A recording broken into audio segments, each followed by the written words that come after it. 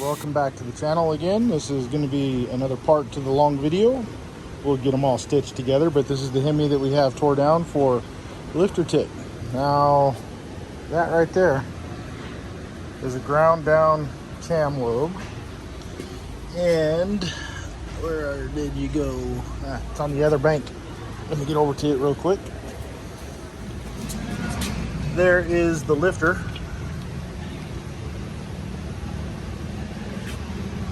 That roller is frozen, needle bearings are gone, and as you can see, it's flat on that edge. So we have cause of failure, lifter. Anyway, let's get back to some of the other stuff on this engine. We were talking about the maintenance on it yesterday. If we look really close, you can still see cross hatches in the cylinder walls. Pistons don't have hardly any carbon buildup on them.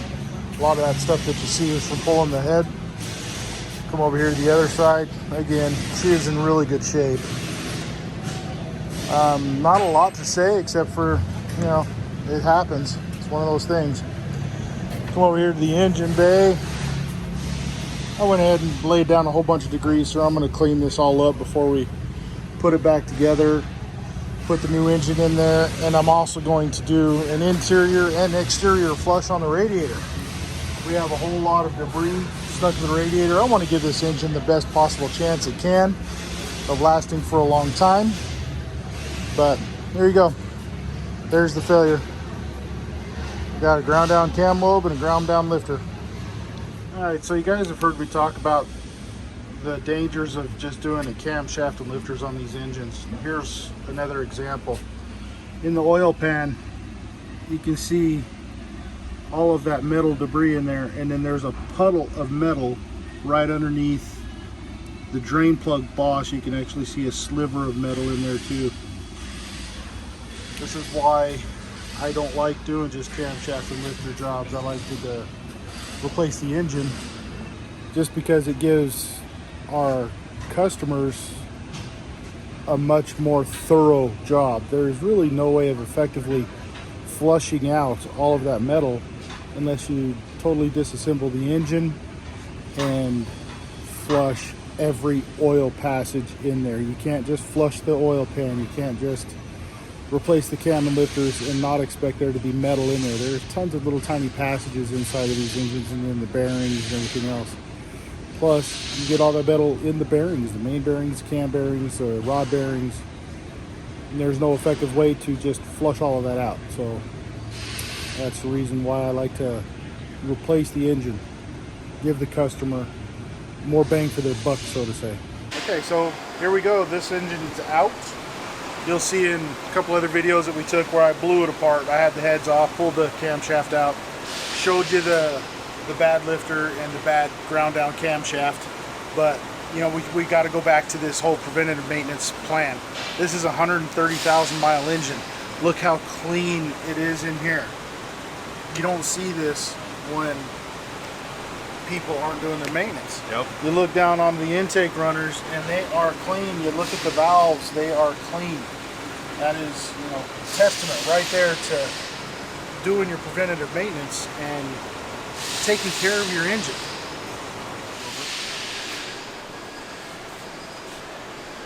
Alright, so here is the reman engine. I want to point out one thing. What I really like about working at the dealership level is this tag right here. This is a Mopar reman. It's not from some other company. It's not a third-party piece of crap that, you know, I've had problems with in the past where we've had to use those because we couldn't get the Mopar remans. But here we go. Everything is clean. Everything's looking good. I've already gone through my preliminary inspections on it. I don't see anything to cause me for any concern. So now it's just a matter of cleaning stuff up and putting it back together. The old engine, we had just done spark plugs 35 miles or 350 miles prior, and we're going to reuse them in here. They're not the Iridiums. This is an older model truck, so they are just the 30,000 mile plug.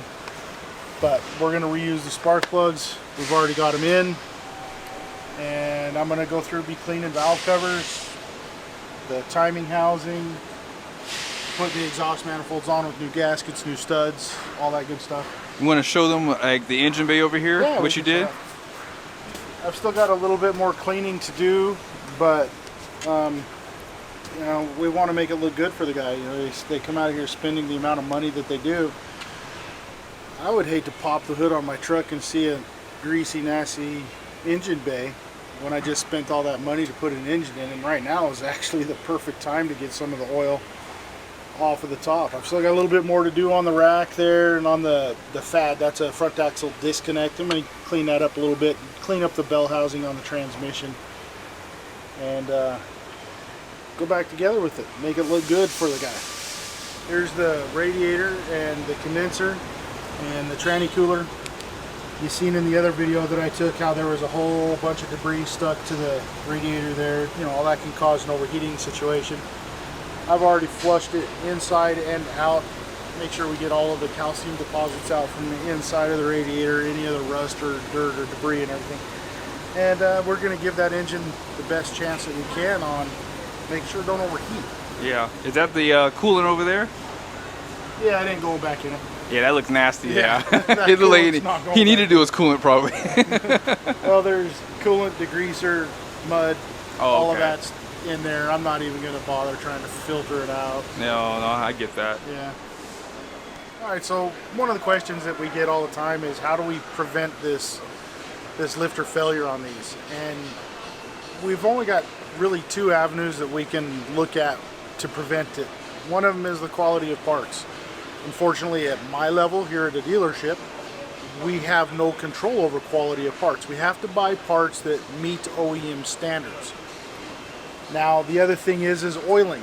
And this right here is a standard oil pump for a 5.7.